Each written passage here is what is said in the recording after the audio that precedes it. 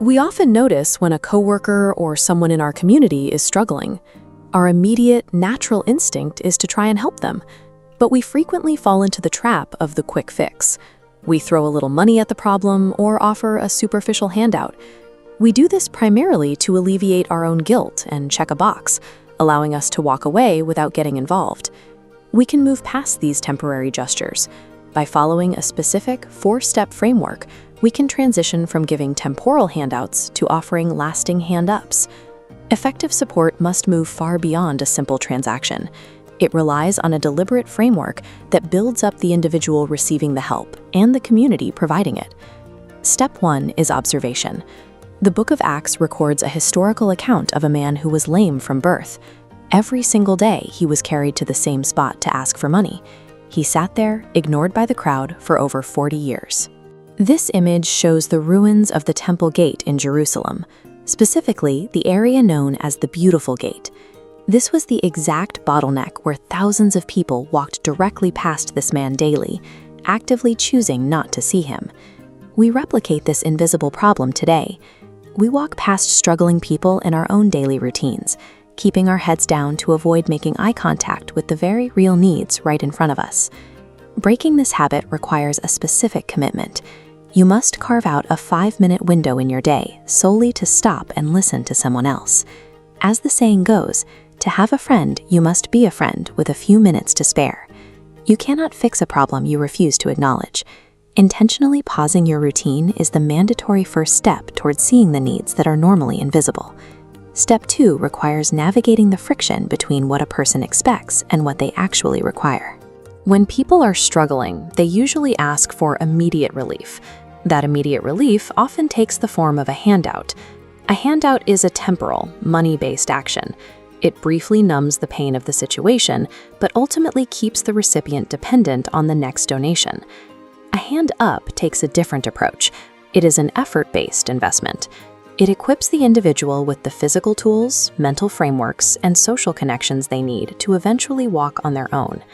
This side-by-side matrix compares the structural differences.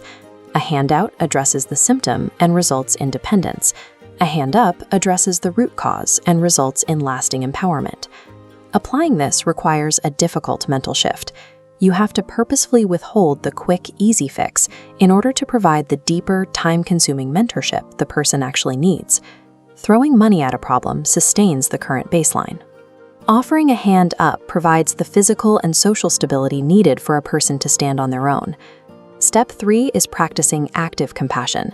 This means stepping directly into the mess alongside the person in need, rather than advising them from afar. Consider a track event at the Special Olympics in Seattle, Washington. 6 athletes were competing in a 100-yard dash. Halfway down the track, the runner in front stumbled and fell hard to the ground, skinning her hands and knees. This photograph shows the environment and the athletes competing in that specific track race. When the leader fell, the other 5 competitors stopped running. They abandoned their own race, walked back, and helped the fallen runner up. They brushed her off, linked arms, and crossed the finish line together. Most of the time, we act like spectators in the stands. We shout passive encouragement or offer unsolicited advice from a safe distance while the person on the track struggles to stand. Empathy feels sorry from a distance. Active compassion requires stopping your own race to ensure someone else crosses the finish line. Step 4 focuses on scale. Private acts of support should be allowed to be visible because visibility inspires the wider community. A single act of kindness cascades.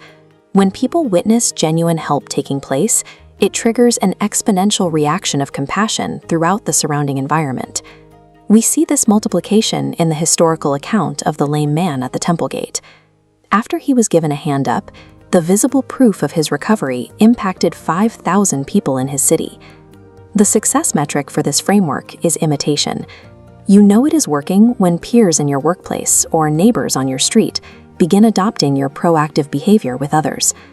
One genuine hand up heals an individual.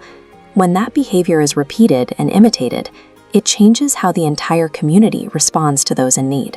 You now have the tools to transition from reacting to visible problems to actively resolving them. You can pause, offer a hand up, practice active compassion, and let the results multiply.